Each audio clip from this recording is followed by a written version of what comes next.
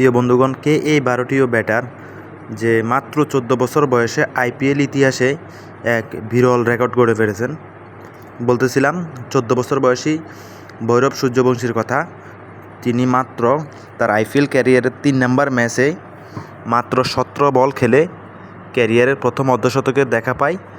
তারপরে মাত্র 35 বল খেলেই তুলে নেন ক্যারিয়ারের প্রথম আইপিএল 100। বন্ধুগণ, তার এক একটা ব্যাটিং, এক একটা শট দেখার মতো। বিশাল বিশাল ছয় হাঁকিয়ে তিনি তার দল রাজস্থান রয়্যালকে অল্প ওভারের মধ্যেই জয়ের দ্বারপ্রান্তে নিয়ে যাচ্ছেন। তার আগে 210 রানের টার্গেটে ব্যাটিং করতে নেমে 8 ওভারে 80 রান। এভাবে করে সে একটু আগে দেখলাম করিম জান্নাতকে মাত্র 1 ওভারে 30 রান পর্যন্ত নিয়েছেন এই ছোট বাচ্চাটা। একটা সময় এই ছোট্ট বাচ্চা ছেলেটি ক্রিকেট বিশ্বকে দাফিয়ে বেড়াবে।